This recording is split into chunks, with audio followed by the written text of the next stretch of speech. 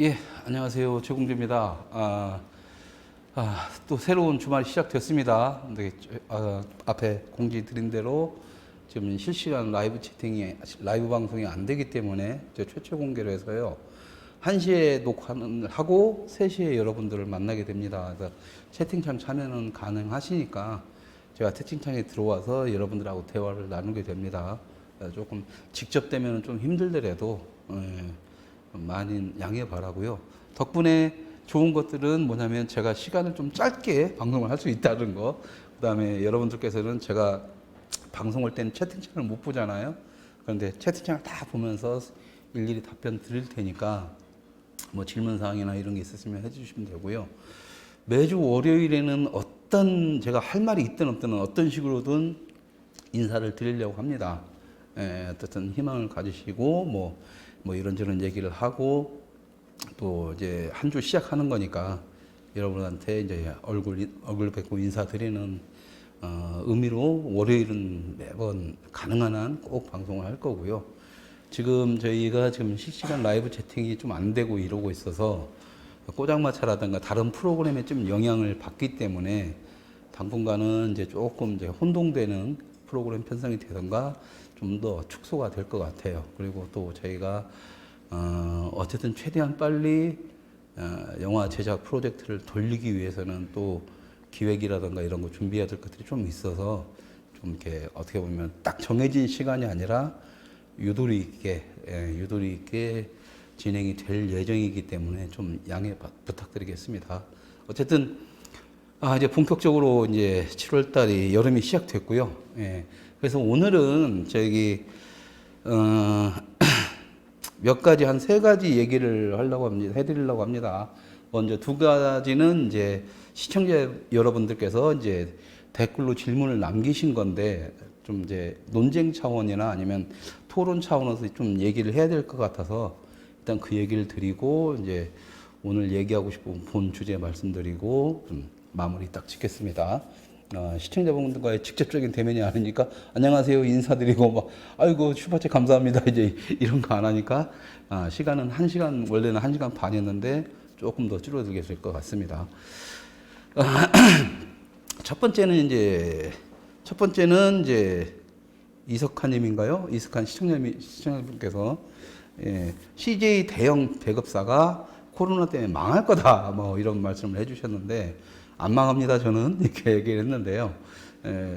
제가 이렇게 망한다라는 것은 굉장히 경제학적 측면으로 말씀드린 부분이 있기 때문에 맞는 얘기고 단지 제가 안 망합니다 했던 제 논리를 좀 설명을 드리면 이런 겁니다. 그러니까 영화계의 현상으로 봤을 때는 그러니까 CJ E&M이라는 데가 이제 김대중 정부 때 들어와 가지고 만들어진 거죠. 이미경 부회장을 불러다가 CJ E&M이라는 회사를 만들었고 거기서 김대중 정부 시절부터 노무현 정부 시절 그리고 이제 법적으로 문화체육관광부를 통한 그다음에 문학의 지원을 청한 정부 자금들이 대부분이 큰 돈들은 다 CJ E&M으로 흘러 들어갑니다. 들어가요. 그러니까 그리고 이제 그것이 이제 우리나라는 좀 다른 나라 헐리우드나 이런 데가 다릅니다. 헐리우드 같은 경우에는 예전에 콜롬비아 그러니까 뭐지? 콜롬비아 뭐지? 그 무슨 법이지? 갑자기 생각이 안 나네. 참 내 미치겠다 이거 바보가 되는 파라마운트법. 파라마운트법 논쟁이 있었어요. 그래서 배급사와 극장 상영하는 이제 극장 그다음에 이제 영화 제작사 이것을 지금 CJ 같은 경우는 하나로 다 묶어서 하는 방식으로 돼 있는데 그것을 갖다가 표현의 자유와 국민의 볼 권리를 위해서 이제 그 미국 내에서 국가가 먼저 문제 제시를 해서 이 파라마운트 이제 재판이 굉장히 좀 이렇게 문제 제시가 됐었죠. 세계 가장 큰 자유국가라는 미국에서 뭐 사업을 할 때 사업주가가 돈을 벌기 위해서 뭘 하든 아무 상관이 없는데 그런 나라에서 갑자기 이것은 잘못됐다라고 해서 문제 제시를 해가지고 연방법원에서 이제 재판을 받는 건데 그 미국에서 딱 얘기했던 것은 이걸 문제 제시했던 건 딱 하나입니다. 국민의 볼 권리가 제약당한다는 거였습니다. 그러니까 극장과 배급사와 이게 다 한 회사가 갖고 있으면 자기들의 영화만 극장에 걸 거기 때문에 그러면 관객들은 이 영화도 보고 멕시코 영화도 보고 동양 영화도 보고 다양한 영화들을 봐야 되는데 이게 미국인들이라면 당연히 누려야 할 권리인데 이 극장의 이 독점으로 인해서 국민의 볼 권리가 뺏기니까 이건 문제가 있다. 자유민주국가에서 이게 자유를 침해하는 거다라고 해서 문제가 된 겁니다. 그래서 스크린 독과점 문제도 지금 우리나라에서 좌파들이 자기들 한국 영화만 딱 하려고 스크린 독과점을 얘기를 하는 건데 그것이 바로 파라마운트법에서 근거한 거지만 완전히 다른 거죠. 파라마운트법은 국민의 볼 권리를 지켜주기 위해서 정부가 직접 나서서 연방법원에 제소를 한 거라면 우리나라의 스크린 독과점 문제는 이 한국의 영화판의 거지 새끼들이 돈 더 뜯어먹기 위해서 하려고 하는 겁니다. 만약에 정말로 얘네들이 스크린 독과점이라든가 스크린 쿼터제 이런 걸 갖다가 자기들이 한국 영화를 발전을 하겠으면 스크린 쿼터제 같은 경우에는 독립 영화나 예술 영화 쪽에 주면 돼요. 이런 조그만 영화들을 갖다가 상영할 수 있는 공간이 없으니 거기도 내주고 한국 상업영화는 그냥 메이저에서 다이다이로 붙어서 하면 돼요. 근데 자기들 상업영화 지켜먹겠다고 스크린 쿼터제를 기간일수를 줄이려고 그러니까 지금 민노총이 하는 짓거리랑 똑같은 거예요. 말로는 서민위하고 그냥 걔네들 비정규직 위원다고 하지만 결국엔 자기 밥그릇인 것처럼 스크린 독과점 문제를 싸우는 것도 똑같습니다. 단지 스크린 독과점이 더 멍청한 건 뭐냐면 그걸 들고 나와 싸우는 놈은 한국의 독립영화인들이라는 거죠. 병신 같은 놈들이. 그러면서 마이너 쿼터제 하나도 제시하지 못하는 거랑 똑같아요. 그런 식으로 하니까 애매모호한 상태가 된 겁니다. 애매모호한 상태가 한국은. 자, 그런데 여기서 그 경제적인 측면에서 과연 CJ ENM은 망할 수 있을까? 그러니까 그때 시청자분께서의 논리는 뭐냐면 문화 소비자는 경제가 안 좋으면 가장 먼저 손절을 하는 게 문화 쪽이다. 맞는 말씀이에요. 맞는 말씀입니다. 그래서 문화 쪽이 딱 손절할 때 지금 줄줄이 망해가고 있고 우리 작당들도 올 연말까지 이렇게 가다가는 우리 작당들도 문 닫아야 돼요. 망해야 됩니다. 그러니까 우리 같은 사람들이 다 망하고 나면 CJ가 망할 수는 있겠죠. 왜? CJ는 버틸 자금이라든가 이런 게 다 있으니까. 첫째. 그리고 그런데 문제는 저희 같은 놈들이 망하더라도 또 다시 영화를 만들겠다고 영화 제작사니 뭐니 생겨날 거고 또 그러는 사람들은 CJ에서 먹이가 돼서 CJ는 계속 갈 겁니다. 예를 들어 이거죠. CJ가 제가 망할 일이 별로 없다. CJ ENM이 가능성이 그렇게 단순하게 경제학적 측면으로 얘기할 게 아니다라고 얘기하는 게 뭐냐면 첫째, CJ는 영화에만 투자를 하는 게 아닙니다. 모든 문화 전반, 먹을 것까지 다 투자를 하고 있고, 거기서 이제 음반이든 영화든 뭐든 저작권, 그 다음에 배우들의 초상권, 그 다음에 이런 모든 것들을 다 CJ가 가지고 있습니다. 가지고 있기 때문에 이건 꾸준하게 수익이 발생되는 거예요. 여러분들이 극장에 안 가도 집에서 IPTV로 영화를 보고 채널 CGV나 OCN이든 슈퍼액션이든 이런 걸 다 CJ 채널이거든요. TVN이든 뭐든 다 이쪽 CJ 채널에서 여러분들의 드라마를 보든 뭘 보든 하든 간에 얘네들은 거기서 수익이 발생을 합니다. 자, 두 번째는 뭐냐면 CJ ENM은 지금 아까 말씀드린 것처럼 배급과 제작사, 투자사와 극장을 다 운영을 하고 있죠. 다 운영을 하고 있다는 건 뭐냐? 이 한 편의 영화가 망하더라도요, 맨 처음에 극장 측이 제일 먼저 가고, 그 다음에 투자자가 가져가고요, 맨 마지막에 제작사가 가져갑니다. 제작사가, 그러니까 영화를 만드는 감독이나 PD들이 있는. 그러니까 극장에서 50%를 가져가요. 투자자가 수익의 원금을 먼저 상환을 하고 먼저 수익을 챙겨갑니다. 그러니까 CJ는 원금 상환을 할 수만 있으면 자기 극장에 걸어서 그 이상 안 걸어도 상관없다라는 겁니다. 예? 근데 지금처럼 이제 극장 수익이 안 되는 경우, 자, 그렇다 보면은, 자, 세 번째. CGV 같은 경우에는요, 여러분들 착각하시는데, CGV는 극장 티켓으로 수익을 내는 게 아닙니다. 그것은 뭐냐면, 이것은 여러분들이 극장을요, CJ ENM 입장에서는 부동산업으로 보셔야 돼요. 대여업입니다. 임대업. 극장을 임대해 주는 거예요. 그러니까 극장에 손님이 안 들어오면 그 극장을 임대한 사람이 손해를 보는 거지, CGV가 임대료를 낮추기 전까지는 임대료는 계속 들어오는 거예요. 거기다가 팝콘이라든가 이런 거, 매점 같은 거 있죠. 거기 매점 같은 데 나오는 수익의 일부를 또 CJ에 줘야 됩니다. 당연히 CJ 쪽에서는 당연히 손해를 보죠. 극장에 없으면 당연히 손해를 보죠. 극장도 밀릴 거고, 임대 못 하겠다고 내놓는 데도 있을 거고, 뭐 또 자기 자체의 직영점이 있으면 거기선 당연히 손해 보겠죠. 근데 여러분들이 일반적으로 알고 있는 것처럼 그렇게 엄청난 타격은 없다. 좀 길게 가면 타격은 있을 수 있으나, 그리고 아까 말씀드린 것처럼 기본적으로 극장 사업은요, 부동산업에 가깝다니까요, 여러분. 부동산업에 가깝습니다. 그래서 티켓 수익보다 오히려 어떤 수익이 더 많냐면, 그러니까 신촌 CGV라든가 관객들이 많이 안 가는 극장들이 살아남는 이유는 시사회라든가 무슨 행사 같은 데 대관 사업을 합니다.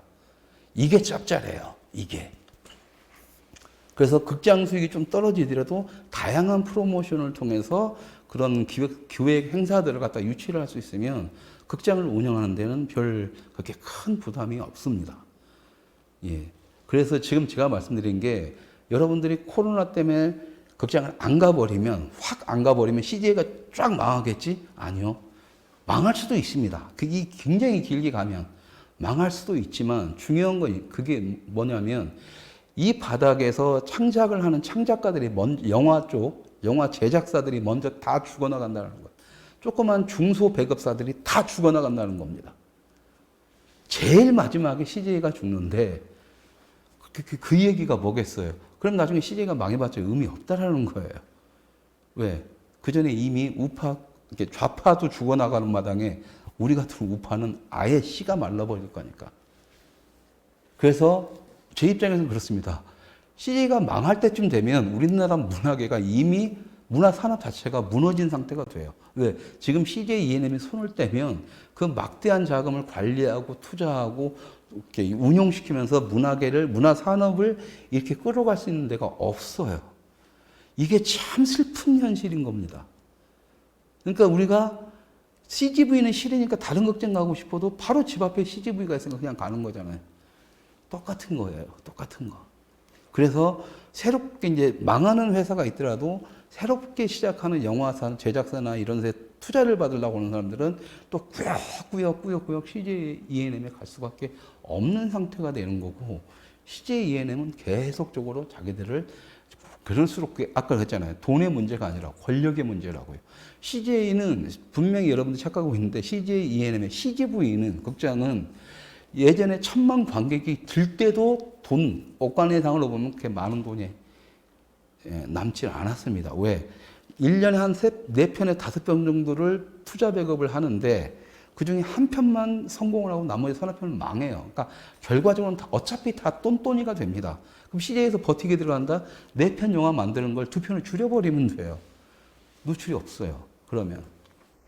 거기다가 여러분들이 영화 투자, 이걸 잘 모르는데요. 저희들이 영화 제작을 수십억짜리 영화 제작을 하려고 딱 가면은 다른 데 창투사를 가든 어디 큰 돈을 모아야 되는 데로 가잖아요. 그러면 일단은 CJ에 가서 확약서를 받아야 됩니다. 만약에 너희들이 다른 데서 만약에 창투사 같은 데 투자를 받으려면 CJ에서 이 영화에 대해서 지분 한 40% 정도를 투자하겠다라는, 투자할 용의가 있다라는 그냥 그런 종이라도 한 장 받아가지고 창투사를 가야 돼요. 무슨 말씀인지 아시겠죠? 그러니까 100억짜리 영화를 찍는다 하더라도 CJ는 한 30%, 40%의 지분만 참여하면 되는데, 이 30%, 40% 지분을 차지하더라도 그 100억을 관장하는 모든 권한을 CJ가 가져갑니다. 시스템이 그렇게 만들어 놨어요. 누가? 김대중 노무현이. 그렇기 때문에 여러분들이 상업영화 100억짜리 뭐 직장하기 쉬운 게 아닙니다. 쉬운 게 아니에요. 만약에 여러분들 국제시장 있죠? 윤재균 감독이 CJ에서 이렇게 그러니까 CJ가 뭐냐? 그냥 이제 절대 권력이 되는 거예요. 어차피 이쪽에서는 많은 돈은 못 벌어요. 어차피. 한국 영화 천만 관객 들 때도 못 벌었습니다. 여러분들이 착각하지 마세요. 못 벌었어요. 그러면서도 얘네들이 끝까지 이 영화 쪽을 잡고 가는 이유는 그게 권력이 되기 때문에 그래요. 정치적으로 변질되기, 전체적으로 연결되기 쉽죠. 대중적 파괴력이 있는 배우들, 관리할 수가 있죠. 그러면 CJ 엔터테인먼트 차려가지고 거기서 배우들 쫙 관리하잖아요. 그 다음에 또 뭐예요? 가수들, 음악들 또 영화 속에서 써먹을 수가 있죠. 그거 다 해먹는 거예요. 그 다음에 그 영화 한 편 만들어져서 OCN, CGV, 슈퍼 액션, TVN이 뭐든 자기 채널에서 다 돌려서 틀 수가 있죠. 수익은 계속 발생하는 거예요. 후반 작업에서. CJ는 여러분들이 극장을 가든 안 가든 전혀 상관없습니다. 저희 같은 영화를 만드는 사람들이나 극장을 임대한 임대 사업주들이 쫄딱 망할 뿐이에요. 그들이 다 망했을 때 CJ ENM은 망할 겁니다. 근데 그들이 다 망할 정도가 되면 한국의 문화 사람이 다 무너질 테고 그때는 CGV 있으나 마나한 상태가 되는 거예요. CGV 또한 지금 여기서 CJ ENM이 망했다라고 했을 때 그걸 대체할 수 있는 우파의 어떤 기업들이 있냐? 없어요. 왜? 제가 말씀드렸지 않습니까? 긴 시간 동안 막대한 투자가 들어가는 게 문화사람이라면 지금부터 우파 문화사람을 하려면 뭔가 큰 대기업이라든가 이런 게 있어서 꾸준한 투자와 자기 바운더리를 넓히는 작업들이 먼저 필요해요. 뮤지컬 박정희처럼 뭐 한번 빵 쳐가지고 한번 쭉 해먹고 끝나고 전혀 안 됩니다. 근데 여러분들은 아마 뮤지컬 박정희 만드는데 돈을 줄 거예요. 왜? 뭐 간단하지. 지금 만드는 사람 딱 보니까 그 대표로 회사 대표로 뮤지컬 회사 대표로 MBC 그 누구야?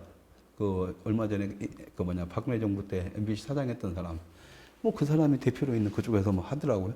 보세요. 그 사람이 아니 뭐 하겠지 뭐 그러면은 그 과정 보세요. 그 사람이 만든 그 뮤지컬들이 얼마나 많이 받는지 그걸 보시면 답이 나오는 거니까. 그래서 제가 말씀드릴 수 있는 건 이겁니다. 경제학적으로 보면은 망해야 정상이에요. 하지만 문화산업계는요. 경제학적으로만 보면 여기다 투자한다는 자체가 멍청한 겁니다. 멍청한 거예요. 그러니까 문화산업은 대한민국에서요. 다른 나라는 아닙니다. 일본하고 미국 같은 경우에는 특히 유럽 쪽도 마찬가지고 문화 선진국에서는 이런 현상이 없는데 한국에서만 있는 거예요. 문화산업 이 바닥은요. 정치판, 완전히 저쪽 정치판으로 넘어가 있기 때문에 경제학적으로만 판단하면 안 돼요. 경제학적이 아니라 정치나 사회학적까지 다 포함을 시켜야 됩니다. 왜? 경제학적은 그냥 빨리 진작에 망해가지고 문 닫고 나갔어야 되는데 정치판이 개입하면서 국가 돈을 막 퍼주는 거예요. 막 줘요. 버티는 거예요. 꽁돈 받아가면서. 이건 사업이 아니죠. 국영사업이나 마찬가지지. CJ ENM이 왜 버티고 있는데 지금? 바로 그겁니다. 여러분들이 착각하고 있는 거 딱 하나. CJ ENM이 문화사람에서 돈을 왕창 벌고 있을 것이라고 생각하는데 No. 많이 못 봅니다. 어떨 때는 마이너스가 돼요. 그런데 이게 버티고 가는 이유는 딱 하나입니다. 권력, 문화 권력. 정치권에 충성하는 문화 권력. 이런 문화 권력이 다 어디에만 붙어 있느냐? 민주당에, 정의당에. 그래서 문화시장 쪽으로 젊은이들이 문화 콘텐츠 시장에 쉽게 유입될 때 얘네들이 다 좌스럽게 이 안에서 연결이 되는 겁니다. 그러니까 CJ ENM 망해라 할 시간에 우리가 죽을 때까지 안 망할 수도 있어요. 아니면 정부가 다음 정부가 딱 등장했을 때 완벽하게 죽여버리고 우파 영화 키울 수 있는 아주 대기업을 한 다음에 김대중 때처럼 팍팍 정부장 어차피 줘야 된다면 이쪽에 팍팍 줘버리던가. 근데 박근혜 정부 때 못했잖아요. MB 정부 때 해보려고 했는데 실패했고 박근혜 정부 때는 못하니까 더 이상 손을 못 대겠으니까 외부에다 조직을 한번 만들어보자 해서 만든 게 미르재단이잖아요. K스포츠하고. 그런데 작살이 났죠. 블랙리스트 그걸로 인해서. 그러니까는 이제 근데 우파 쪽에서는 보수 쪽에서는 뭐예요? 왜 블랙리스트가 터졌지? 여러분도 자꾸 그 타블렛만 갖고 그러는데요. 전반적으로 박근혜 탄핵의 시발점은 세월호 버티면서 그 다음에 세게 나온 시발점은 문화인들이 등장했던 블랙리스트였습니다. 블랙리스트. 여러분들이 순서를 착각하지 마세요. 여러분들이 그러니까 블랙리스트는 뭔지 모르니까 그냥 타블렛이라고 하고 변희재가 하니까는 막 가는 건데 한번 복기를 하세요. 복기를.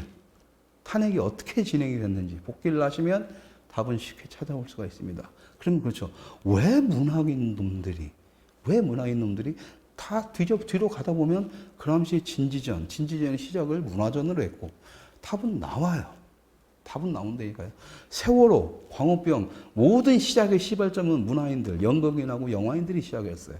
밑에 독립영화한다는 거 핫바리 병신 같은 놈들이, 홍위병 새끼들이 거기에 유명 스타들이 딱 끼고 와 대중적 힘을 일으키고 그때 이제 정치들이 딱 등장해서 쫙 평정을 하는 이런 식이었어요.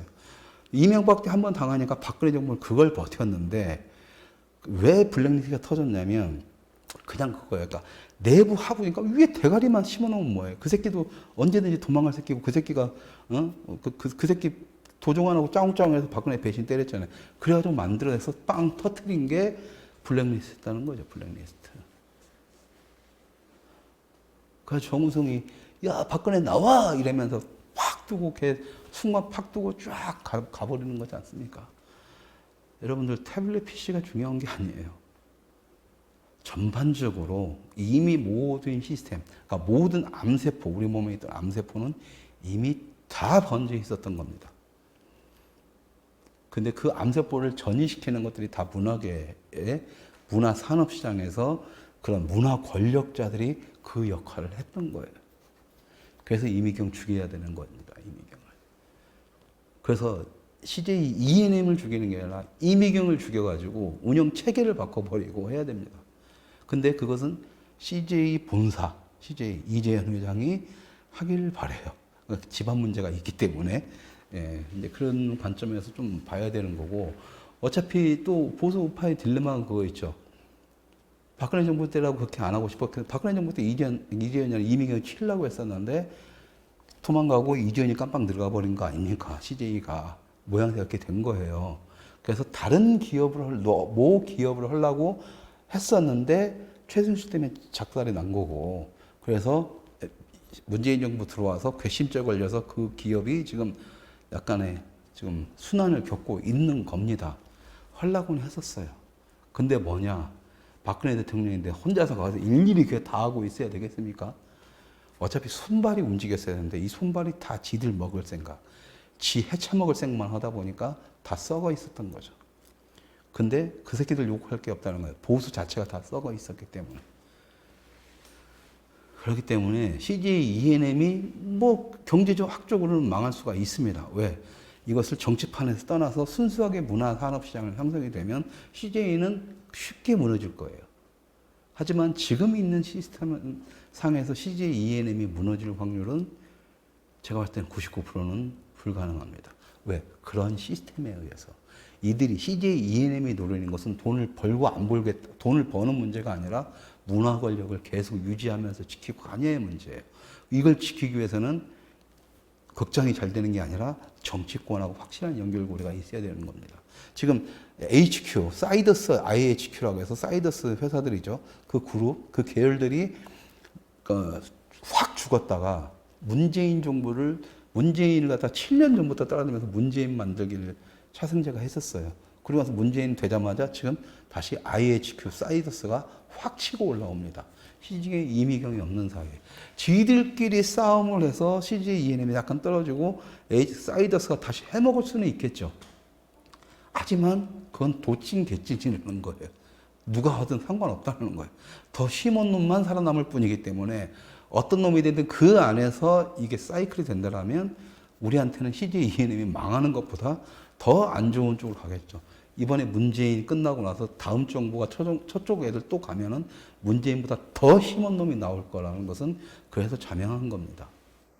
우리는 그걸 준비를 해야 되는 거고, 말 그대로 CJ ENM을 망하게 한다. 경제학적으로 망할 수밖에 없다 했을 때, 그 다음에 그럼 CJ ENM 망할 때 문화산업시장 누가 장악할 수 있어? 보수는 없다라는 거예요. 그러면 CJ ENM보다 더 심한 새끼가 등장을 할 거라는 겁니다. 최소한 CJ ENM이긴 하지만 CJ라는 타이틀, 대기업의 타이틀을 갖고 있기 때문에 가오라는 게 있고 김대중 정부 때 만들어진 거기 때문에 나름대로의 뭔가 룰이 있어요. 하지만 사이더스 차승대는 그딴 거 없습니다. 지금 문재인 정부랑 똑같아요. 이 새끼들이 만약에 문화시장을 장악한다고 해서 어떻게 되겠습니까? 아사리 개판되는 거죠. 그래서 망한다라는 것은 바람은 있지만, 바람은 좋겠지만 바람만 있으면 뭐예요?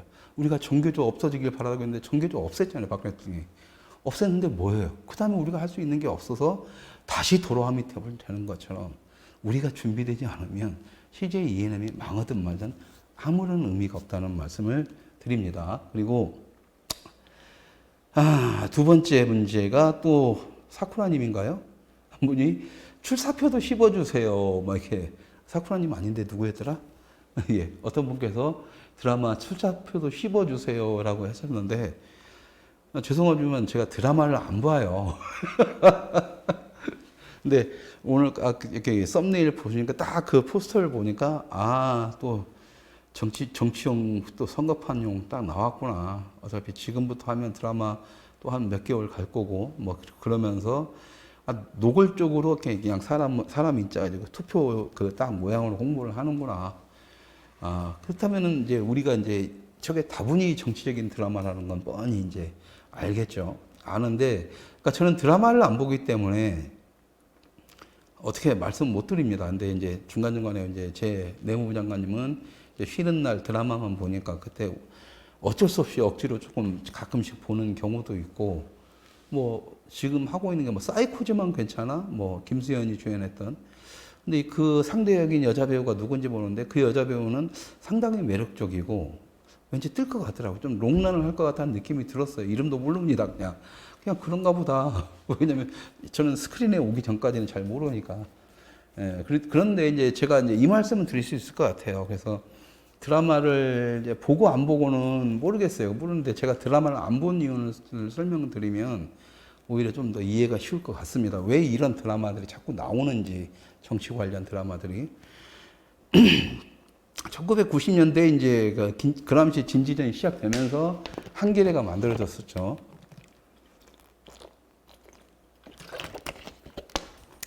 한겨레 신문이 만들어지고 한겨레에서 가장 이제 외곽 조직을 처음에 만든 게 한겨레 문화학교였습니다.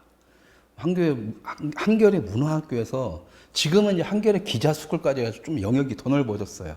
기자스쿨 문제는 또 다음에 따로 얘기를 하고 저는 이제 문화학교 얘기만 하자면 한겨레 문화학교에서 제일 처음에 하는 것들은 뭐냐면 작가들 발굴했습니다. 작가들. 시나리오 작가, 방송 작가, 구성 작가 이런 작가들을 발굴하는 학교로서 막 키웠어요. 키워가지고 이 사람들을 교육을 시켜서 영화는 시나리오 작가, 방송은 방송 작가나 구성 작가 이쪽으로서 다 취직을 시켜줍니다. 쫙 들어간 거예요. 그걸 수십 년째, 20, 30년 동안 해온 거예요. 그러니까 어떻게 되겠습니까?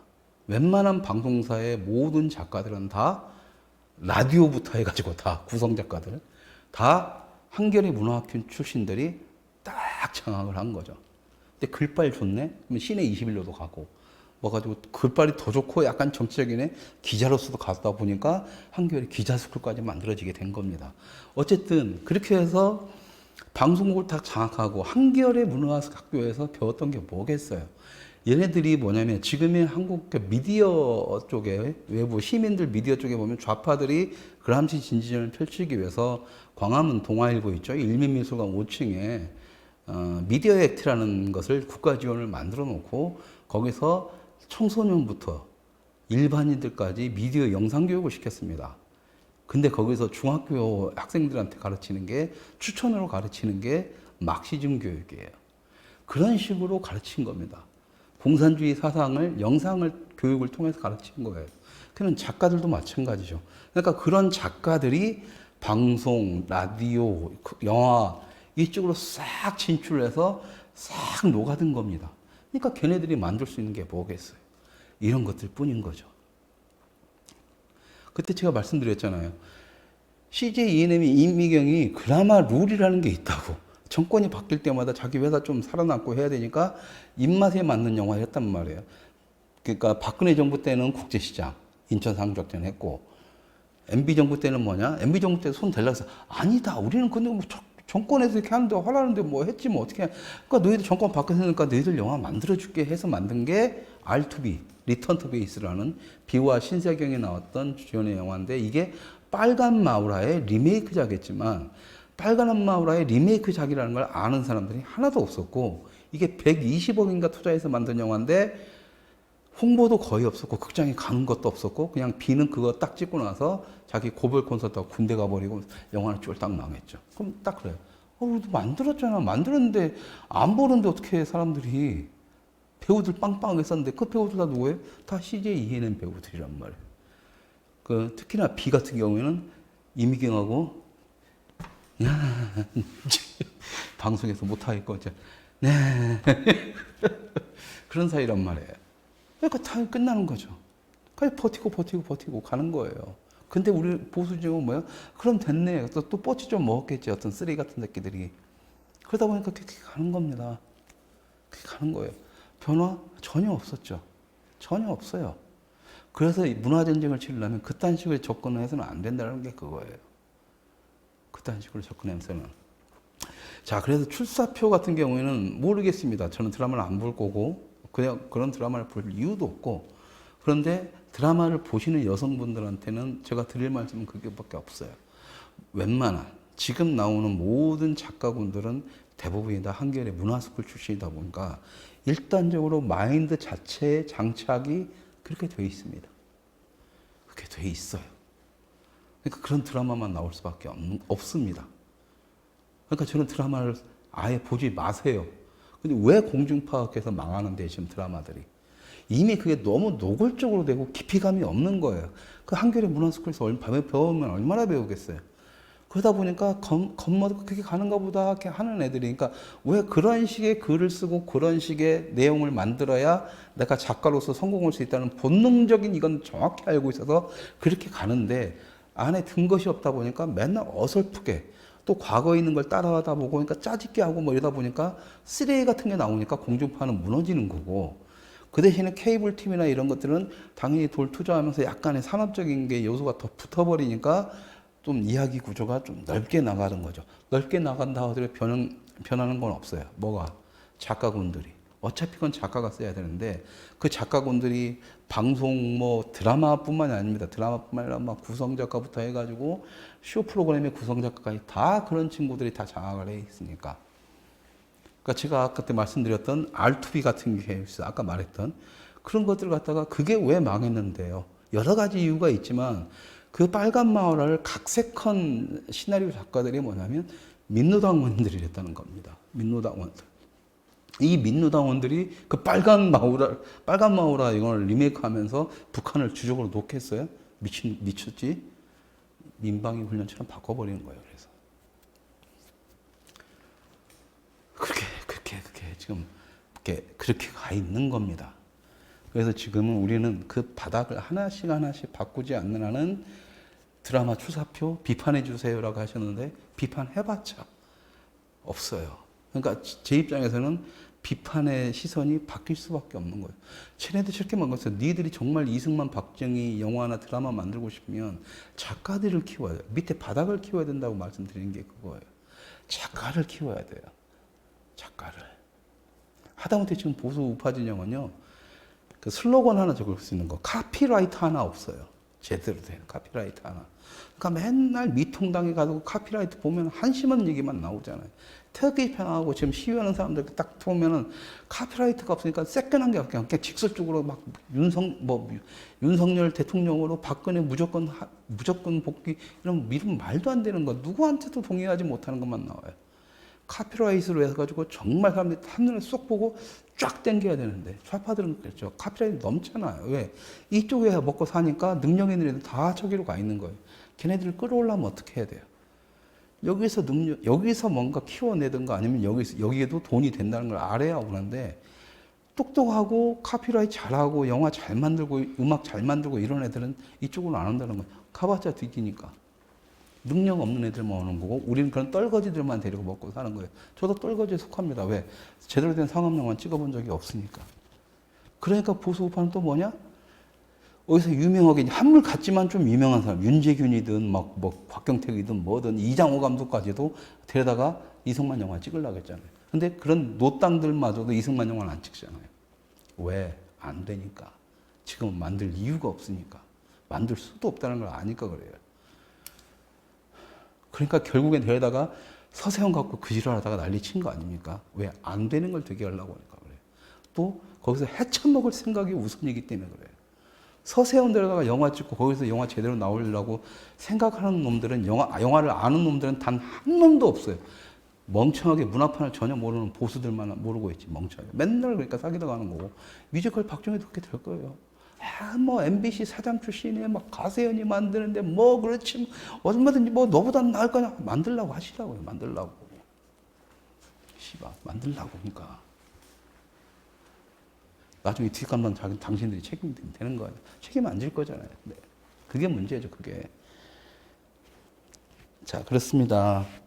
그러니까 뭐냐면, 지금 개콘도 망했잖아요. 그런 것처럼 한국 드라마도 그런 걸 출사표 비판만 할 게 아니라 안 보시면 돼요. 가장 좋은 건. 정치적인 성향은 안 보시면 되는 거예요. 저도 제 내무장관님한테 그렇습니다. 딱 보잖아요. 최소한 이 드라마는 보지 마. 다른 거, 여자들은 드라마 봐야 되니까 뭐라고 안 하겠는데, 이 드라마는 제발 보지 마. 내가 있을 때. 그건 못 참겠어. 그러면 그런 걸 안 봐요. 이제 권혜영이나 이제 뭐 문성건이나 이런 놈들 나오는 드라마들. 또 정치적인 좀 성향이 있다. 이런 드라마들.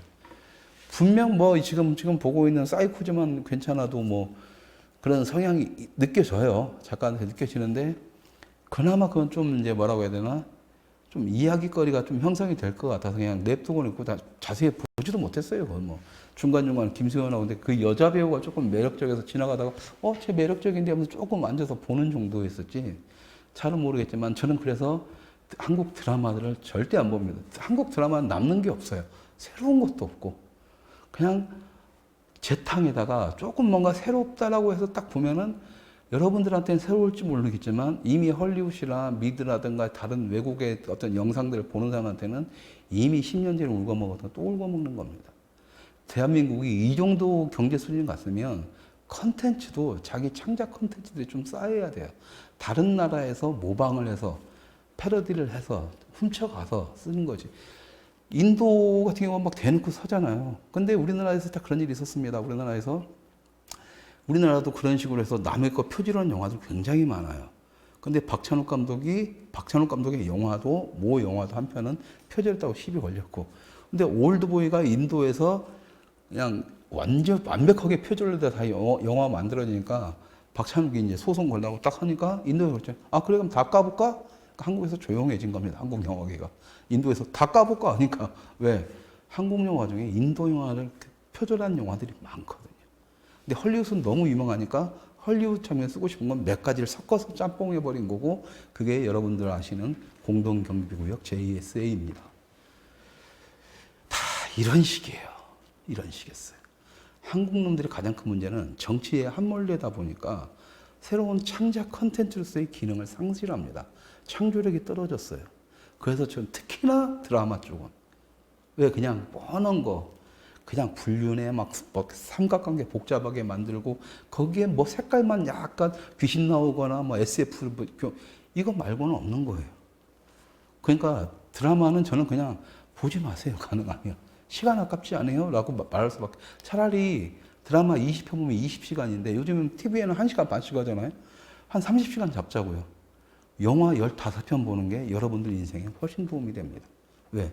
영화는 그 모든 걸 함축시켜서 이미지가 어떻게 만들어지는 걸 보여주는 거고 대사 한마디 한마디가 한국 영화는 다 쓸데없고 어쩌다 한두 개 대사를 향해서 쭉 가지만 헐리우드라든가 유럽 영화 같은 경우에는 그림이라든가 대사 하나하나에 온 신경을 다해서 다시 보면 볼수록 안 들리던 대사가 들리고 안 보이던 화면들이 보이는 이유가 그거예요. 한국 영화는 한 2번 보고 나면 질려요. 다음 장면 뭐가 나오는지 보이지만 헐리우드 영화는 정말 명작들은요. 10번을 보고 20번을 봐도 항상 새로운 장면이 나오는 게 그겁니다. 왜? 자기 기분에 따라서 보여지는 게 달라져요. 그래서 영화가 대단한 겁니다. 그래서 차라리 여러분들한테 본 영화 여러 번 보세요. 차라리 드라마보다는. 그렇기 때문에 출사표 문제는 저한테 말씀해 주셔봤자 드라마는 그냥 저 원론주의자입니다. 한국 드라마는 보시지 마세요. 보지 마세요. 차라리 미드 보세요. 넷플릭스 보시고 저는 차라리 그걸 권합니다. 근데 넷플릭스에서도 한국 거는 보지 마세요. 뻔하잖아요. 이번에 뭐 인간 사냥인가 그것도 뭐 굉장히 좌스러운 그런 거기 때문에 저는 추천하지 않습니다. 근데 그건 알아요. 제 아내도 스트레스를 그걸로 풀기 때문에 보지 말라고 차마 못하고, 어느 선이다 아니다 싶으면 그냥 보지 마세요. 안 보면 되는 거고, 그런 것들을 망하게 해버려야 안 하게 되는 겁니다. 그런 것들이 안 망하고 계속 어느 정도 히트를 치니까 계속 그런 것들을 만들어지는 거예요. 제발 간단한 시장 경제 논리를 그냥 따르자니까요. 망하게 할 것들은 소비자가 선택을 안 하면 돼요.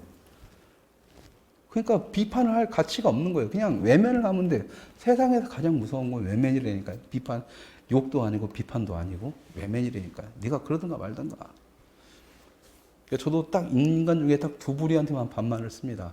정말 내 쓸개 다 빼주고 싶을 정도로 나는 내가 친하다고 생각하는 사람, 내가 마음을 다 줄 수 있는 사람한테는 말을 놓고, 아니면 내 앞에서 뒤지더라도 신경 안 쓰고 난 갈 사람. 그러니까 네가 뒤지든 말든 상관없는 사람, 아예 이런 사람한테는 말을 놓습니다. 왜? 그 사람한테 존칭 써줄 필요가 없으니까. 아주 극단적으로 싫어하는 거죠. 극단적으로. 내 앞에서 네가 차에 깔려 죽든 난 관심 없어. 네가 나한테서 물에 빠져 나한테 살려달라고 난 그냥 너 같은 거 안 살리고 난 갈놈이야. 죽을 거 뻔히 알면서도 이런 사람들. 그 외에는 저는 초등학생한테도 가능한 존칭을 씁니다. 예, 그래서 저를 만난 제주의 사람들이 좀 답답해요. 이제 형님 이제는 말 놓으시죠. 뭐 감독님 이제는 말 놓으시죠 하는데, 예, 절대 좀 그런 걸 안 하죠. 예, 왜 그런지는 모르겠어요. 그냥 버릇이에요. 그냥 제가 타인을 대하는 버릇이라서 그렇습니다.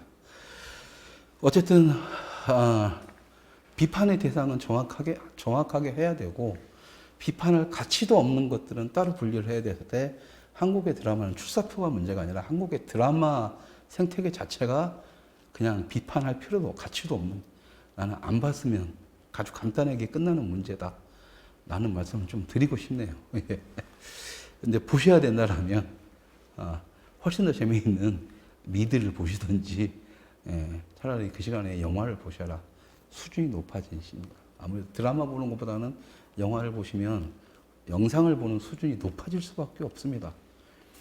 그러니까 차라리 그 시간에 영화를 보셔라 라는 말씀을 드릴 수밖에 없습니다. 아무리 영화는 쓰레기 같은 영화라도 의미가 있습니다. 그래서 영화를 보시라는 말씀을 좀 드리고요. 오늘 본 주제에 들어갔을 때, 아까 그 겉에 보면 이제 양양자 의원의 출사표 있잖아요. 민노총의 향방은 이렇게 했는데요. 그걸 그렇게 쓴 이유가 있습니다. 왜냐면 저는 민노총을 우리나라에 구구단체가 하나가 있다라면 저는 그걸 민노총이라고 봅니다. 민노총이라고 봐요. 해병대나 뭐 해병대 전후에 이런 데는 저는 구구단체라고 생각 안 했습니다. 그냥 관변단체지.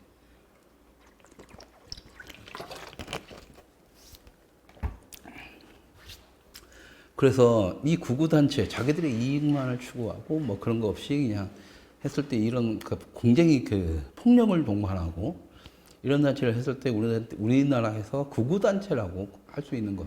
극우와 국자를 동시에 내포하고 있으니까 완전히 극단적 단체죠. 오로지 민노총 하나라고 보고 있었는데, 문제는 다음 정권이든 뭐든 이 민노총을 가지고 정리를 할 수 있는 세력이 차기 정권부터 해서 앞으로의 향후의 정권을 다 가지고 갈 거다라는 생각을 했었고, 아는 분들하고 얘기하는 와중에서도 그런 얘기를 했었어요. 만약에 민노총을 건들 수 있다라면 지금 보수 진영은 아니다. 절대 능력 안 되고. 그런데 가장 걱정되는 게 민주당 초쪽놈들이 민노총을 건드려 버리면 진짜 대한민국의 보수라고 하는 당신들은 이제 완전히 끝일 것이다 라는 얘기를 했었습니다. 그리고 그건 맞다라고 생각을 해요. 맞습니다. 그건 맞는 얘기예요. 어쨌든 우리가 다음 단계로 넘어가기 위해서는 그게 사회주의로 가든 자본주의로 가든 지금의 민노총은 어쨌든 정리가 되어야 됩니다. 지금까지 보수 세력은 욕만 바가지로 해두고 저게들이 뭐 한다 말만 했지 해결을 못했죠. 어떻게 해결을 해야 될지도 모르고 싸울 생각도 엄두도 못 냈었죠. 그냥 욕만 해야 됐지. 욕만 해야 됐죠. 그런데 이 민주당 문재인 정부 들어와서 왠지 이 정부에서 한번 건들긴 할 것 같다라고 생각을 했는데, 며칠 전에 양양자 의원께서 지금 뭐 사회적 합의를 보지 않는 민주노총을 보고 미통당 같다라는 표현을 하면서 이제 포문을 열기 시작했습니다. 그런데 참 이게 재밌죠. 다른 사람 같으면 아닌데, 다른 사람 같으면 아닌데 양양자 의원이 하기 때문에 이게 참 이게 뉘앙스가 참 묘해요. 삼성 임원 출신이고 그것도 여상을 나와서 가장 밑바닥에 사무보조원, 그러니까 지금으로 따지면 비정규직 같은 존재로 들어가가지고 임원에 이르기까지, 그러니까 고졸의 여자라는 몸으로 배운 것도 없는 여자, 속된 말로 그 몸으로 그것도 지역에서 서울 사람도 아니고 이 모든 걸 지역과 학벌 뭐 성별 최악의 상황인 상태에 삼성의 임원이 됐을 정도니까 얼마나 대단한 일을 했겠습니까? 삼성에서. 그 의원이 민주당으로 왔을 때 사람들은 의아해했었죠. 그래서 야 이쪽도 이제 이쪽도 뭐냐 저기 이제 경제 쪽에 대해서 전문가 쪽을 생각하냐. 근데 저는 그때 생각이 좀 달랐습니다. 절대 그게 아니었고 와 이제 뭔가 모르지만 좀 불안하다 이런 생각을 좀 가지고 있었어요. 뭔가 좀 불안하다. 그리고 제 생각에도 향후 이제 기업에 대한 이 인식이 굉장히 보수 진영으로 바뀌기는 할 것 같은데 어떤 식으로 바뀌기는 할지 모르겠다라고 생각을 했었던 거고, 그래서 이제 탄핵까지는 나도 생각을 못했으니까 탄핵을 기준점으로 해가지고 이때 이제 보수가 바라보는 기업의 이미지에 대한 변화가 필요하다. 이제 우리 진영도 우파 진영도 기업이고 나발이고 잘못했으면 까야 된다라고 하면서 제가 첫 포문을 연 게 부역자 2에서 기업들을 까기 시작했던 거고, 그렇게 이런 부류가 생기다 보면 당연히 그쪽 안에서도 기업을 옹호하면서 이제 기업을 옹호하기 위해서는 그 상대적인 쪽을 뭔가 이제 정리를 해야 되는, 지금까지 자기들이 해왔고 민노총은 어차피 거대 권력화가 됐기 때문에 얘네들은 이걸 정리하지 않으면 질질 끌려가야 되는 부분이 있었고, 역시나 문재인 정부 초기 때 민노총이 약간 개나발 치면서 의시된 게 있어죠. 눈에 가시였겠지. 정리가 돼야죠. 그런 부분에서 이제 분명히 여기지만 제가 늘상 말씀드렸던 게 있지 않습니까? 민주당에서 생뚱맞게 어떤 사람이 어떤 묘한 발언을 했을 때 그것은 이미 정리가 돼가지고 사람들 반응을 보는 거다라고 딱 치는 거다라고. 그래서 토지 공개념도 그렇고 주택 공개념도 그렇잖아요. 먼저 딱 터트리고 나중에 반응 봅니다. 프랭카드 딱 걸리고 뭐하고 했을 때. 이번에 양양자 이 발언도 보면은 여러분들 생각하시면 아시겠지만 지금 보수 진영도 그래 이제 오히려 할 말 잘했다. 역시 기업가 출신이다 보니까 역시 그래도 민주당 내에서도 저만하는 사람이 있냐면서 양양자 의원을 옹호를 하죠. 당연히 저쪽에서는 눈에 가시었던 민주노총 어떻게든 정리를 해야 되는 상태에서 당연히 침묵을 지키면서 뭐 딱 보는 거예요. 그냥 분위기를. 근데 막히는 게 없어. 밀어붙이게 되겠죠. 근데 그러니까 여러분들은 그렇지만 어쨌든 이놈이든 저놈이든 곡괭이든 나지든 뭘로 해든 간에 이놈은 민노총만 정리가 되면 좋겠다라고 하는 거지만 아니죠. 여러분들 그렇게 생각하시면 안 됩니다. 민노총을 누가 정리를 할 수 있고 누가 장악하느냐에 따라서 모든 이제 경제부터 해가지고 모든 사회적 어떤 안정장치부터 해가지고 모든 것들을 그쪽이 다 장악을 하게 될 겁니다. 그리고 그건 사실이에요. 왜? 지금처럼 거대화된 민노총을 정리할 수 있다는 것은 모든 인프라 구축, 이걸 할 수 있는 거대 권력이 형성이 됐다는 거거든요. 민주노총 따위는. 근데 지금 보수 진영이 할 수 있을까요? 그것은 바로미터가 되는 겁니다. 절대 그걸 깰 수가 없는 보수 진영은 끝나는 거예요. 앞으로 그것은 거대한 힘의 과시가 되는 거고, 그 이후로는 이제 엄청난 모양새가 되는 거죠.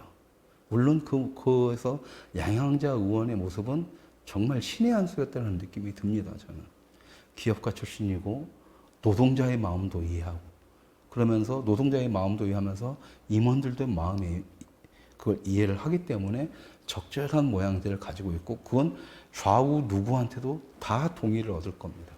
자, 그렇다면 이미 2016년도에 이 양양자 의원이 선거에서 떨어졌음에도 불구하고 그 의원 배지가 없음에도 최고위원 앉혀서 그 안에서 양양자 의원의 파워를 길러주고 이번에 배지 달아주고 하면서 국회 들어가서 첫 맹성이 그거잖아요. 민노총, 미통당답다. 미통당 같다. 이 말이 진짜 무서운 겁니다. 미통당은 우리가 뭐예요? 사라져야 할 존재잖아요. 미통당 같다잖아요. 민노총 니들도 같이 미통당과 사라져야 된다. 라는 겁니다. 싸그리 정리가 된다라는 의미로서 받아들일 수가 있습니다. 그리고 그 발언을 취지를 알기 위해서 이제 양양자 의원의 인터뷰 발언 전문을 딱 봤는데 자연스럽게 넘어가긴 했어요. 그런데 그렇게 떠보는 거라니까요. 떠보는 거라고요. 역시나 그 카피 문구를 그렇게 딱 빼자마자 지금 보수 진영에서는 뭐 페이스북에서 글 올리고 야 양양자가 그 역시나 그래도 삼성가답게 할 말한다. 아이고 미치는 줄 알았습니다. 그 얘기 들으면서 가장 걱정했던 부분이기도 했죠. 그러니까 제가 여러분들한테 늘상 말씀드린 건 그거였습니다. 아무리 적일수록 적이라 하더라고 아니라 적일수록 내 손으로 죽이지 않는 한은 그건 복수도 아니고 해결도 아니고 아무것도 아닙니다. 누군가 그걸 해결해 준다? 우리는 그들한테 빚을지게 되는 거고 그들은 그걸 가지고 우리를 요구를 하고 우리를 옥죄게 될 겁니다. 왜? 지금까지 민노총 욕했던 건 다 보수 진영했잖아요. 근데 니들 거 해결해 줬잖아. 니들은 뭐 할 건데? 라고 했을 때 해줄 수 있는 건 아무것도 없다는 거예요. 그러면 씨발 이쪽으로 다 넘어와. 다 넘어가게 될 겁니다. 왜? 지들 산다는 이유로. 근데 그게 죽음으로 들어가는 길, 사회주의로 가는 길이라는 건 모르겠죠. 그래서 답답합니다. 아주 난 차라리 이제 그 국자와 구구를 다 같이 갖고 있는 민노총이 아예 구구가 돼서 현 정부랑 차라리 전쟁을 한번 치렀으면 좋겠어요. 그냥 어차피 뒤질 거. 민노총 어차피 뒤집니다. 시대가 그렇잖아요. 시대가. 지금까지 역사가 세계적인 역사가 그랬고 영국의 문화혁명을 보더라도 뭐 거기서 사람들은 보수 진영의 사람들은 막 대처수상 얘기하고 하는 거지만 결과적으로는 그건 흐름이거든요. 이렇게 하면 다 죽는데 뭐 나라를 살리기 위해서는 하는 건데 어차피 문재인 정부는 그 명분을 가져가는 거죠. 그 나라가 사회주의고 일 확률이 더 많긴 하지만 어쨌든 사회주의로 가더라도 자기의 권력에 대항할 수 있는 세력들은 다 쳐내버려야 됩니다.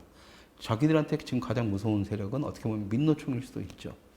종교주의야 뭐 그냥 닦아주니까 냅두고 문화예술인들이 다 홍위병 돼버리니까 냅두더라도 자기들 권력을 해서 다음에 뺏지 못 주게 만들어 큰 소리 치는 세력들이 민노총이 그랬잖아요. 올 초에 아니 이번 문재인 정부 초에 엿 같은 거지 저 새끼들이 뭔데 이러면서 갈았을 거고 언젠가 걔네들은 베트남처럼 딱 했을 때 숙청 대상이 됐을 거고 어차피 숙청 대상이면 이제 민노총은 작살이 나겠죠. 그럼 보수진영 가서 박수 치고 있을 거예요? 아니잖아요. 아닙니다.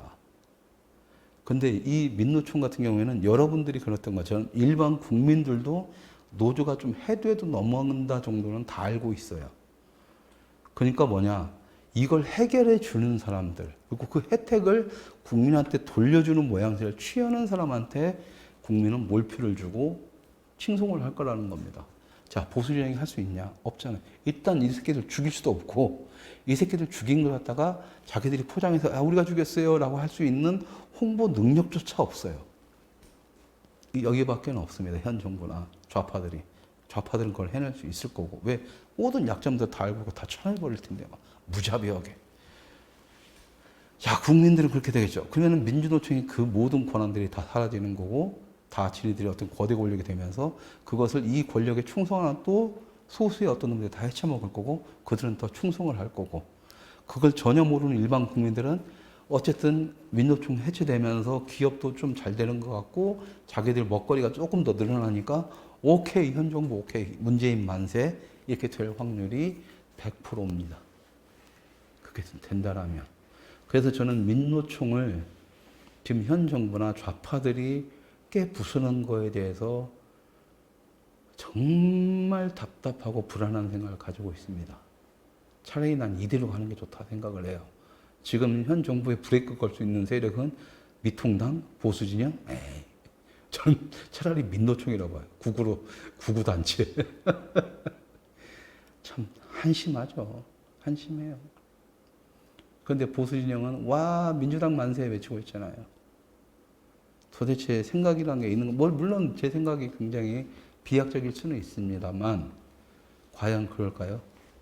탄핵이 된다라고 했을 때 그렇게 외치고 다녔는데 모든 사람들이 다 탄핵 안 될 거라고 했고 사기꾼 양아치 새끼들은 제 말을 알고 제 말이 사실이라는 걸 알고 있음에도 불구하고 여러분들한테 탄핵 안 당하고 뻥치고 다녔습니다. 왜? 옷가 안에 뜯어내면 몇 년 헤쳐먹어야 되니까. 그런 새끼들이 지금 또 대통령 팔아가면서 막 탄핵 무효다 외치면서 뮤지컬 박정희 만들고 있어요. 김세희가 딱 그러더라고. 자기가 뭐 가지고 막 탄핵에 부역했던 놈들과 손도 안 잡겠다. 그 새끼가 할 말은 아니잖아. 이번 총선에다가 씨발 그 신청해놓고 거기 무슨 운영위원회 참여해가지고 그쪽 놈들하고서 배지 한번 달라고 개 나발던 거 다 세상이 다 알고 있는데 자기는 뭐 그런 거 개새끼 아니야. 그런 놈이에요. 어쨌든 그렇습니다.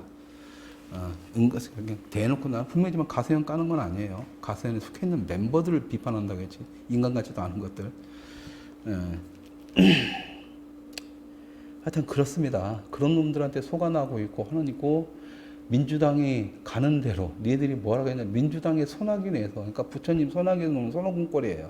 여러분들이 아무리 손오공처럼 지랄하고 여의봉 갖고 혼돈 다 돌아다녀봤자 민주당 안에 민주당이랑 부처 손안에 있는 손오공꼴이라는 거예요. 지금 아무것도 그러니까 우리 스스로 뭔가를 해내지 않는 것은 그냥 다 남의 거라고 생각하는 게 아주 단순한 게 아니에요. 시장 경제 지켜야 된다며.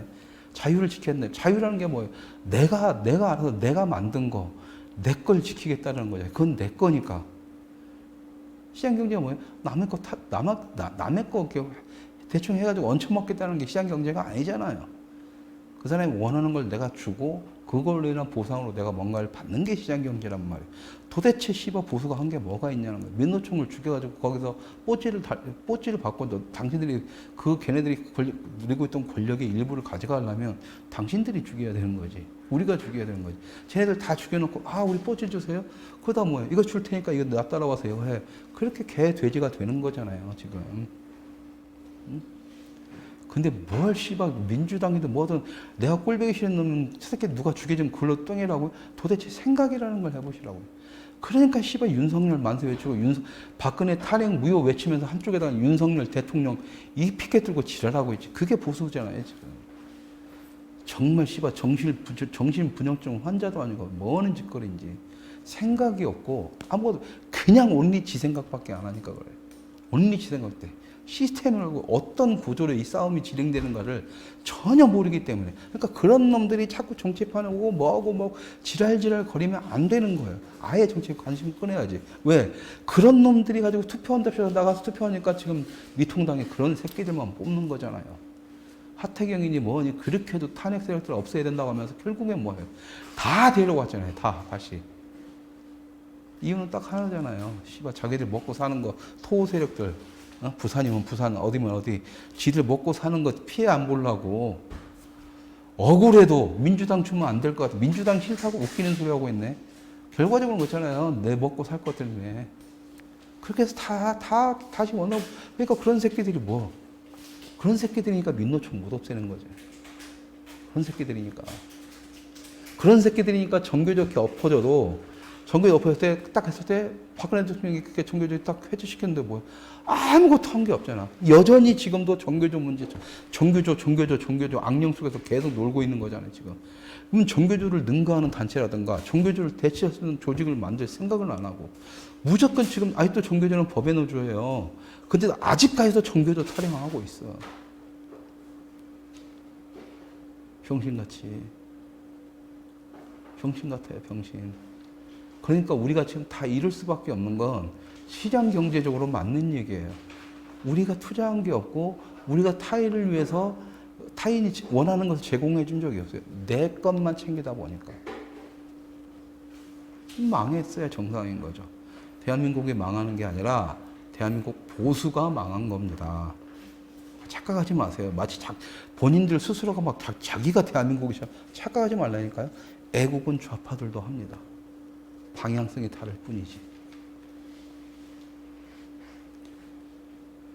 자, 그래서 여러분들은 전혀 아는 게 너무 이런 말 하면 좀 그렇구나. 어쨌든 그렇습니다. 자, 그러니까 제가 부탁드리고 싶은 것은 제발 당신 생각이 100% 맞고 그것이 옳다고 착각하지 마세요. 그리고 지금 보수의 그 쓰레기 같은 마인드로 뭐 좌파들 뭐 문제 생길 때마다 문재인형 문제 생길 때마다 국민이 반대한다 당신만 반대한다고 생각하세요. 아직까지도 50% 넘어요. 뭐 아무리 못해도. 그때 여러분들 뭐 했어요? 그거 다 조작이니 뭐 리얼미터 조작이다 뭐 이젠 다 인정하잖아요. 그때 그것이 거짓말이 아니고 사실이었기 때문에 그걸 냉정하게 인정만 하더라도 우리는 바뀌어야 돼요. 왜 쟤네들이 국민들이 50% 이상을 50% 이상을 문제를 아직도 지지하는지.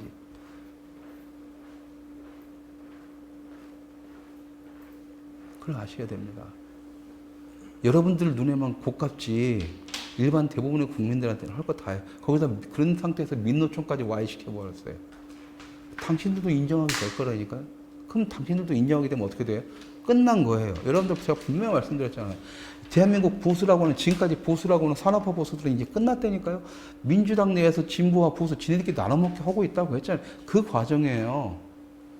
그 과정 속에서 민주당 내 보수 세력이라고 할 수 있는 보수 판을 먹는 그쪽에서 아마 민노총을 작사를 낼 거라고요.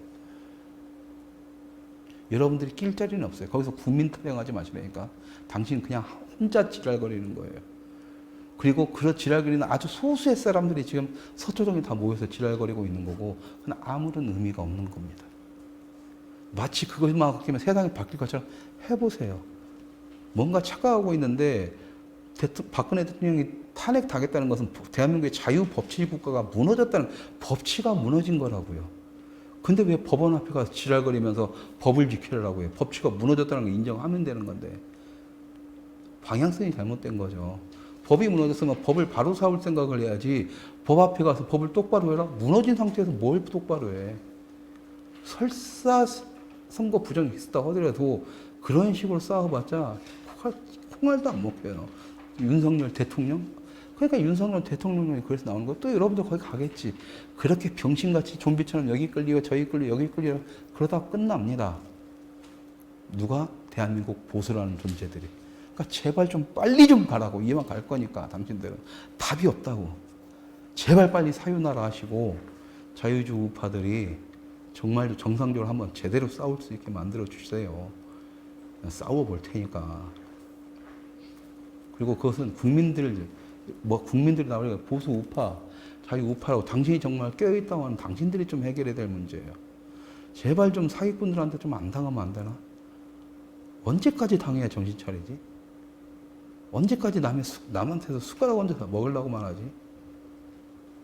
그 거지건성 마인드가 사회주의로 가는 기본 키가 된다니까요. 빨리 인정하자고. 잘못된 거 인정하라고요. 뭐 잘못된 거 인정하면 누가 죽인답니까? 인정을 해야 우리가 그 다음에 이 잘못된 것을 해결책이 생긴다라는 거지. 잘못된 걸 인정하지 않기 때문에 삐딱선이 잘못되니까 해결책을 찾을 수가 없는 거예요. 잘못한 게 있는데 잘못하지 않았다고 하니까 이걸 잘못을 인정을 해야 해결책을, 이 잘못된 것을 바로잡을 수가 있는데 잘못된 걸 인정하지 않기 때문에 잘못된 것 자체를 바로잡지를 못해요. 안 돼요. 차라리 서초동 그 시간에 광화문 다시 돌아가서 박근혜 탄핵 무효 다시 외치세요. 차라리 그게 그나마 좀 오래 버틸 수 있는 길일 겁니다. 제가 드릴 말씀 여기까지입니다. 민노총은 언젠가 정리가 되겠지만 그게 저들의 손에 정리가 되는 날 이제 대한민국 보수가 끝나는 게 아니라 자유 대한민국이 끝나는 날이 된다. 그 피날레가만한 민노총 해산이 와해 저기 민주당에 의한 그거라고 본다. 난 차라리 우리가 이제는 민노총 편을 들어가지고 민노총이 극우 세력에서의 면모를 보여서 현 정부랑 유혈이 낭자한 반쿠데타 형식의 혁명을 이뤄주길 차라리 바란다. 왜? 우리가 그럴 능력이 없으니까. 젖도 없으니까. 참 슬픈 현실입니다. 어쨌든 오늘 방송 이제 여기서 접고요. 좀 이따가 이제 3시에 이제 또 업로드가 되면 여러분들과 다시 채팅창에서 좀 오해 소지가 있는 거 좀 다시 논의를 하면서 풀도록 하겠습니다. 시청해 주셔서 감사합니다.